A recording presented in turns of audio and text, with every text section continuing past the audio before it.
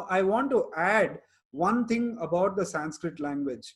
We speak many languages, we probably learn many languages, and we have also heard so many times that Sanskrit is the mother of all languages.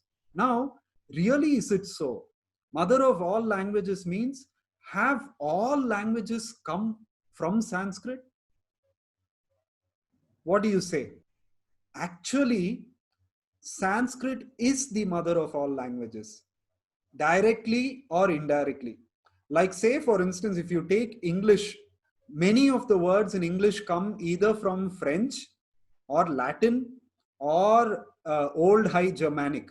Okay, so these are the three languages that have very heavily influenced the English language. Some words from Greek also are there, but mostly in English, if you see, most of the words are from these. English is a compiled language. It's not an original language that was developed.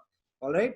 So if you see, if you trace back the words in English language, you will find them either in French or Germanic or Latin or Greek. And if you trace the roots of these languages, if you see French or Germanic, or especially Latin and Greek, if you see, the words in Latin and Greek 100% have emerged from Sanskrit. In fact, of course, this is called as etymology, and it is one of my favorite subjects. Etymology is a subject of understanding the roots, tracing the roots of different languages, of different words in languages. And in etymology, if you see, eventually, if you take just English language, eventually, if you trace back sufficiently, every single English word can be traced back to a Sanskrit word or root word, one of these two things. So actually, Sanskrit is the mother of all languages. Isn't it awesome? Isn't it awesome? If you find it awesome, type awesome in the comment box. Okay, so Sanskrit is an amazing language. Somebody says except Tamil, Tamil also comes from Sanskrit. Of course, there are 4 Vaikuntha Bhashas, languages that are spoken in the spiritual world.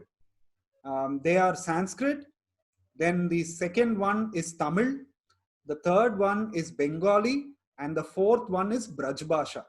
These are the 4 languages that are eternal. All other languages have emerged from these 4 languages. And Sanskrit is considered as the mother of all languages. And very precise rules. Not like English. I'll give you some examples. English is a very funny language. Prabhupada also used to tell very often. If you see, P-U-T, okay, you pronounce as put. So, B-U-T, B-U-T, B for Balaram, B-U-T should be pronounced as but, isn't it? But we pronounce as but. So that means one alphabet in English language is pronounced in multiple ways. In put, it is pronounced as U. The alphabet U is pronounced as U. And in but, it is pronounced as A. And you can also pronounce, like say in university, it is pronounced as U. So one particular alphabet is pronounced in many ways. You don't have this confusion in Sanskrit language. Actually, even in many of the Indian languages, you don't see this confusion. So Sanskrit A is pronounced A only. E is pronounced as E only. It is not that 2-3 pronunciations are there. And if you see, say, sometimes you call an alphabet in one way and you pronounce it in a different way. Like say, for instance, C.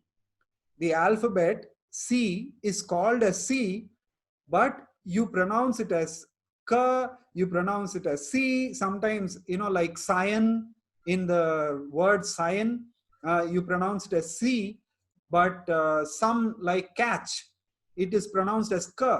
Then what is K doing therefore? You see, there is so much contradiction at alphabet level only. Don't even have to talk about English grammar. There are so many contradictions and exceptions. Sanskrit, you call an alphabet, if say for instance A is called A and pronounced A. E is called E and pronounced E. There are no two ways. Like some alphabets, you call it one way and you never pronounce it that way. Like W.